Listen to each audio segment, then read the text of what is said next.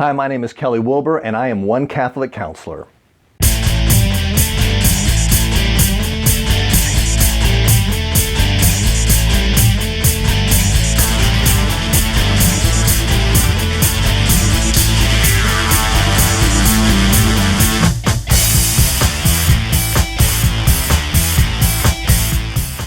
Nancy McWilliams wrote that psychoanalytic theory describes us all in two basic dimensions: how nuts we are and what type of nuts we are. In this group of videos, I'll quote liberally from her book, Psychoanalytic Diagnosis, and the PDM-2 to focus on that second dimension and discuss one personality type per video. Today I'll talk about psychopathic personalities and address what characterizes them, how they develop, what they're like in therapy, and how to differentiate them from other personalities. First, what is a psychopath? A psychopath is someone who seeks power for its own sake and takes pleasure in duping and manipulating others. Psychopaths can range in aggressiveness from the more violent stereotypes we're all familiar with to more passive and parasitic versions like those involved in Ponzi schemes. The PDM-2 says the psychopath's characteristic pathological belief about the self is, I can do whatever I want, while the respective pathological belief about others is, everyone is selfish, manipulative, dishonorable, and/or weak. How does someone become a psychopath? The four schools of psychoanalytic thought, drive, ego, object, and self-psychologies, each have overlapping theories.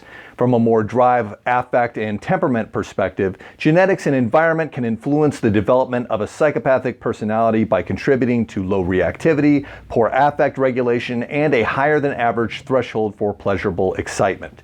This potent mix inhibits a person's ability to articulate emotion and cultivates their need for more intense experiences in order to feel alive.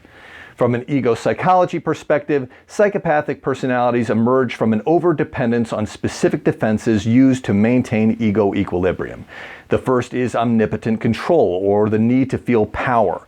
The second is projective identification, or the need to evoke feelings in others in response to one's own inability to verbally express emotion. The third is dissociation, which can range from amnesia to the total disavowal of responsibility. And the fourth is acting out. This is where arousal leads a psychopath to compulsively go into action. Consequently, a psychopath feels no increase in self-esteem from the achievement of self-control. From an object relations perspective, a psychopath often comes from a childhood filled with insecurity and chaos. This results in a lack of attachment to others, an association of emotion with weakness, and a lifelong attempt to seek confirmation of one's own omnipotence. From a self-psychology perspective, a psychopath's childhood lacks individuals who provide self-esteem.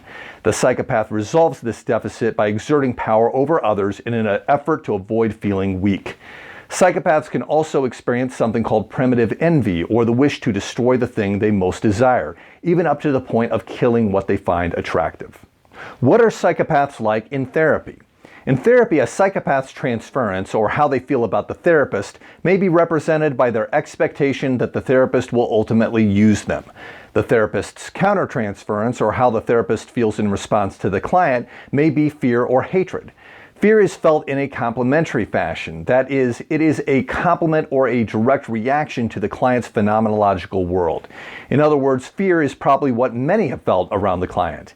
Hatred is felt in a concordant fashion. That is, it is concordant with or the same as the client's phenomenological world. Hatred should be tolerated and can often be understood as genuine empathy by demonstrating a true window into the psychopathic client's experience. Psychopaths do not respond to empathy, but the respect can be earned if a therapist is tough-minded, keeps clear boundaries, and avoids being interpreted as vulnerable. Any efforts to moralize a psychopath's behavior will fall flat. Instead, therapists should speak in pragmatic terms, showing that the psychopath's goals can be met through superior methods that don't result in things like jail time. Effectiveness of treatment can be measured in two ways.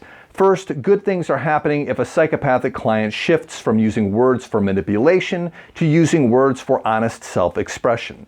And second, progress is being made if the client demonstrates any increase in pride in response to the development of self-control. You can differentiate psychopaths from other personalities in the following ways. Psychopaths and paranoid personalities both like power. However, paranoid persons operate on a guilt that psychopaths do not have. Additionally, psychopaths, unlike paranoid persons, do not possess a deep loyalty or generosity to people who share their values. Psychopaths and narcissists are both dependent on external sources of self-esteem. However, narcissists idealize to defend against shame, while psychopaths lean on omnipotent control to defend against weakness. For more on differentiating narcissists and psychopaths, please see my video, Narcissists, Psychopaths, and Love: How to Tell Hurtful Personalities Apart. Lastly, psychopaths and hysteric histrionic personalities both tend to manipulate others. However, psychopaths do this indifferently, while hysteric histrionic persons do it to maintain relationships.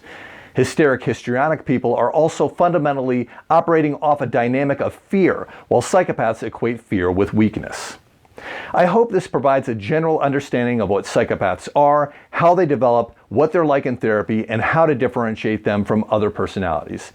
Thank you for watching, and please be sure to look out for my other videos describing the other personality character structures.